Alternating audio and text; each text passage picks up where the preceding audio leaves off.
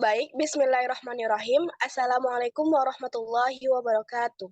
Puji serta syukur kita atas kehadirat Allah Subhanahu wa Ta'ala yang telah melimpahkan rahmat dan karunia kepada kita semua, sehingga kita dapat melaksanakan perkuliahan Zoom pada pagi hari ini.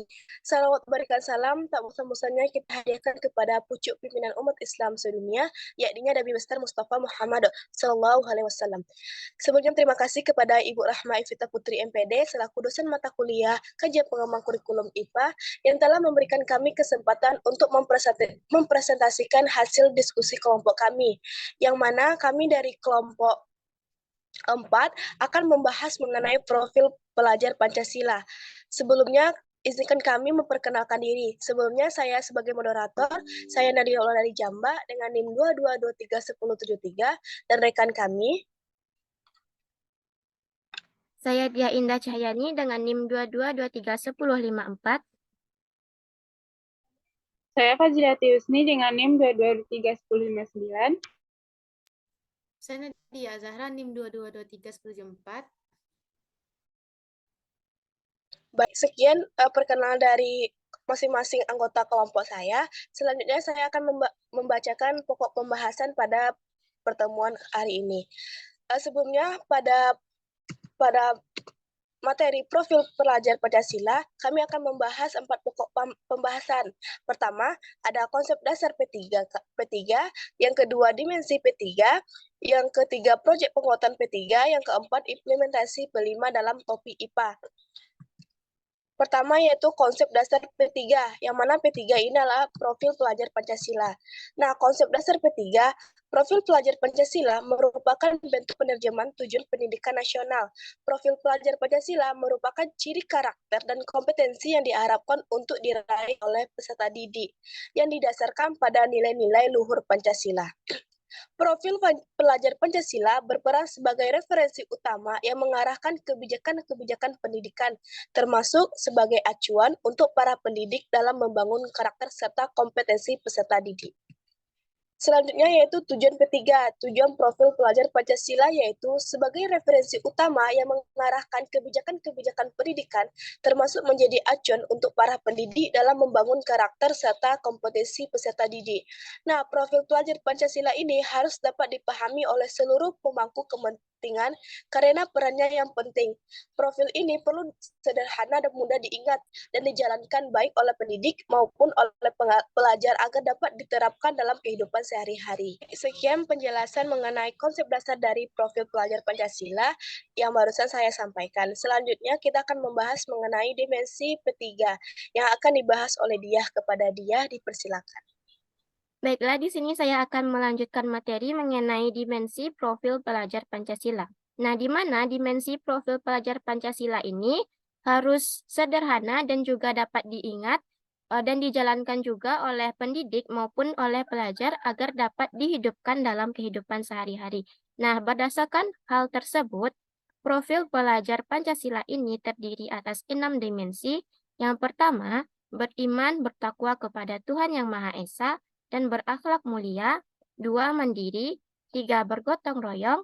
4, berkebinekaan global. 5, bernalar kritis. Dan yang keenam, kreatif. Nah, keenam dimensi profil pelajar Pancasila ini harus diingat secara utuh sebagai satu kesatuan agar individu dapat menjadi pelajar sepanjang hayat yang kompeten, berkarakter, dan juga berperilaku sesuai nilai-nilai Pancasila. Nah, selanjutnya kita akan membahas penjabaran dari dimensi-dimensi profil pelajar Pancasila. Yang pertama, dimensi beriman, bertakwa kepada Tuhan Yang Maha Esa dan berakhlak mulia, di mana pelajar Indonesia yang beriman, bertakwa kepada Tuhan Yang Maha Esa dan berakhlak mulia adalah pelajar yang berakhlak dalam hubungannya dengan Tuhan Yang Maha Esa, di mana ia memahami ajaran agama dan kepercayaannya serta menerapkan pemahaman tersebut dalam kehidupannya sehari-hari. Nah, di sini ada 5 elemen kunci beriman, bertakwa kepada Tuhan Yang Maha Esa dan berakhlak mulia. Yang pertama, akhlak beragama. Yang kedua, berakhlak pribadi. Yang ketiga, akhlak kepada manusia. 4 akhlak kepada alam, dan yang terakhir akhlak kepada negara. Nah, yang dimensi kedua yaitu berkebinekaan global. Nah, di sini pelajar Indonesia mempertahankan budaya luhur, lokalitas, dan juga identitasnya, serta tetap berpikiran terbuka dalam berinteraksi dengan budaya lain, sehingga menumbuhkan rasa saling menghargai dan kemungkinan terbentuknya budaya baru yang positif dan tidak bertentangan dengan budaya luhur. Di sini terdapat 3 elemen kunci dari dimensi berkebinekaan global. Yang pertama, mengenal dan menghargai budaya. 2, kemampuan komunikasi interkultural dalam berinteraksi sesama dan refleksi. Yang terakhir, bertanggung jawab terhadap pengalaman kebinekaan. Nah, dimensi yang ketiga yaitu bergotong royong. Pelajar Indonesia memiliki kemampuan gotong royong, yaitu kemampuan untuk melakukan kegiatan secara bersama-sama dengan sukarela agar kegiatan yang dikerjakan dapat berjalan lancar, mudah, dan juga ringan. Di sini ada 3 elemen dari bergotong royong. Pertama, kolaborasi, kedua, kepedulian, dan yang terakhir, berbagi. Selanjutnya yaitu dimensi mandiri. Pelajar Indonesia merupakan pelajar yang mandiri, yaitu pelajar yang bertanggung jawab atas proses dan hasil belajarnya. Di sini ada 2 elemen kunci dari dimensi mandiri. Yang pertama, kesadaran akan diri sendiri dan situasi yang dihadapi, serta regulasi diri. Selanjutnya, dimensi bernalar kritis. Pelajar yang bernalar kritis mampu secara objektif memproses informasi, baik kualitatif maupun kuantitatif, membangun keterkaitan antara berbagai informasi, menganalisis informasi, mengevaluasi, dan juga menyimpulkannya. Elemen-elemen dari bernalar kritis ini ada 4. Yang pertama, memperoleh dan memproses informasi dan gagasan. Yang kedua, menganalisis dan mengevaluasi penalaran. Yang ketiga, merefleksi pemikiran. Dan yang keempat, proses berpikir dalam pengambilan keputusan.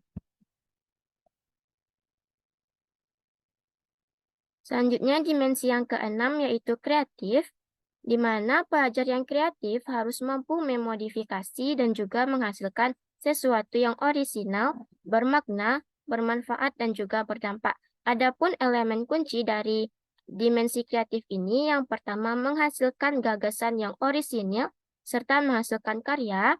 Yang kedua, tindakan yang orisinil serta memiliki keluasan berpikir dalam mencari alternatif solusi permasalahan.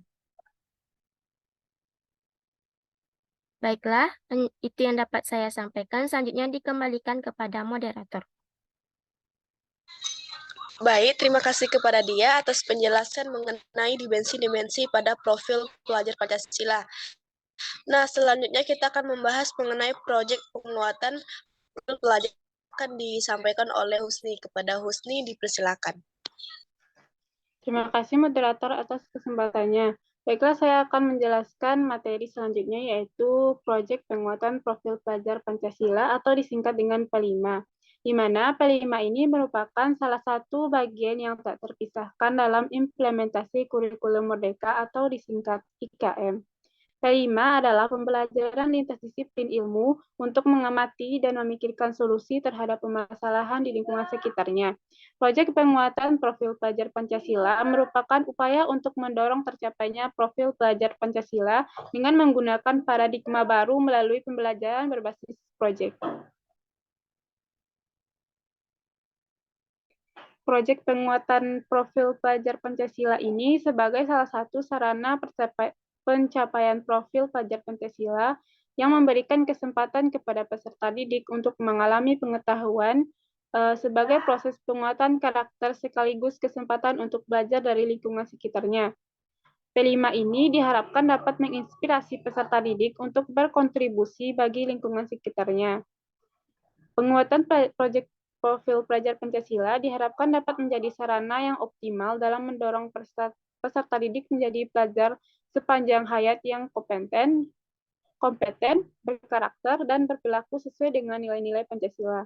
Nah, berdasarkan Kemendikbudristek nomor 56 garis miring N garis miring tahun 2022, proyek penguatan profil pelajar Pancasila ini merupakan kegiatan kurikuler berbasis proyek yang dirancang untuk menguatkan upaya pencapaian kompetensi dan karakter sesuai dengan profil pelajar Pancasila yang disusun berdasarkan standar kompetensi lulusan. Di mana prinsip-prinsip dari P5 ini terdiri dari 4. Yang pertama, holistik. Holistik bermakna memandang sesuatu secara utuh dan menyeluruh, tidak parsial dan terpisah-pisah. Yang kedua, kontekstual, berkaitan dengan upaya berdasarkan kegiatan pembelajaran pada pengalaman nyata dan dihadapi dalam keseharian. Selanjutnya berpusat pada peserta didik, berkaitan dengan seksama pembelajaran yang mendorong peserta didik untuk aktif mengelola proses belajarnya secara mandiri. Yang terakhir, eksploratif. Prinsip eksploratif berkaitan dengan semangat untuk membuka ruang yang lebar bagi proses pengembangan diri dan inquiry, baik introspektur maupun bebas.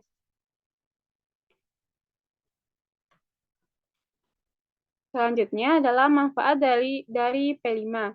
Yang pertama, untuk satuan pendidikan, menjadikan satuan pendidikan sebagai sebuah ekosistem yang terbuka untuk berpartisipasi dan keterlibatan masyarakat. Yang kedua, untuk pendidik, merencanakan proses pembelajaran proyek profil dengan tujuan akhir yang jelas.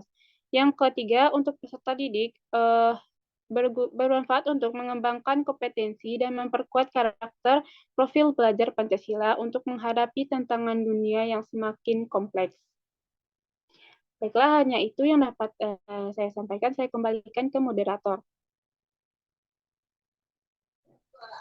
Baik, terima kasih kepada Usni. Selanjutnya, pembahasan mengenai implementasi P3 pada topik IPA, yang mana nanti akan diterapkan melalui proyek penguatan profil pelajar Pancasila yang akan disampaikan oleh Nadia. Kepada Nadia, dipersilakan. Baiklah, kita akan membahas selanjutnya itu implementasi P3 pada topik IPA. Nah, implementasi P3 pada topik IPA itu contohnya yang pertama, itu siswa dapat melakukan penelitian tentang lingkungan sekitar sekolah mereka. Proyek ini akan mengajarkan nilai-nilai seperti gotong royong, tanggung jawab, dan kepedulian terhadap lingkungan. Dan kedua, siswa dapat melakukan eksperimen sederhana yang terkait dengan mata pelajaran IPA. Mereka akan memilih topik eksperimen yang berkaitan dengan prinsip-prinsip seperti kejujuran, kerjasama, dan persatuan. Contohnya yaitu adalah eksperimen tentang air bersih dan sumber daya air. Yang ketiga itu siswa dapat mengembangkan proyek teknologi sederhana dan ramah lingkungan. Contohnya itu pembuatan alat sederhana untuk mendaur ulang sampah atau alat hemat energi. Hal ini dapat mencerminkan nilai seperti inovasi, kreativitas, dan tanggung jawab. Selanjutnya yaitu adalah pada contoh proyek teknologinya seperti percobaan pembuatan tapai pada pembelajaran bioteknologi. Nah, melalui kegiatan proyek ini ditujukan agar untuk mengajak peserta didik menjadi lebih sadar dan bijak dalam mengelola bahan pangan sebagai perwujudan berakhlak pada alam, serta turut serta dalam gerakan inovasi produk pangan sebagai antisipasi krisis pangan. Nah, selanjutnya adalah pelaksanaan proyek penguatan P3. Nah, itu adalah proyek pemberdayaan lingkungan dan konservasi air. Nah, akhir-akhir ini di Ternate sering terjadi krisis air bersih karena mata airnya mengering. Kemudian Pak Abdullah sebagai tenaga pendidik menyarankan tema gaya hidup berkelanjutan dengan topik konservasi air. Nah, sebagai tema proyek penguatan profil pelajar Pancasila atau P3. Nah, selanjutnya pada proyek ini, siswa itu akan belajar tentang siklus air, lalu ia akan melakukan penyelidikan penyebab keringnya mata air. Nah, setelah diselidiki, ternyata sebabnya adalah kerusakan hutan di lereng Gunung Gamalama akibat erupsi pada tahun sebelumnya. Siswa dan sekolah sepakat membuat aksi penghijauan lereng gunung sebagai solusi dari masalah. Tenaga pendidik kemudian menghubungi DLHK untuk mendapat bantuan bibit pohon. Nah, setelah penanaman, siswa kerap berkunjung untuk menjenguk dan merawat pohon mereka. Nah, dimensi akhlak mulia, khususnya akhlak terhadap alam, berkembang pesat pada diri siswa setelah menjalani proyek profil ini. Nah, sekian materi yang dapat saya sampaikan, saya kembalikan kepada moderator. Baik, terima kasih kepada Nadia atas penjelasan mengenai implementasi P5 dalam topik IPA.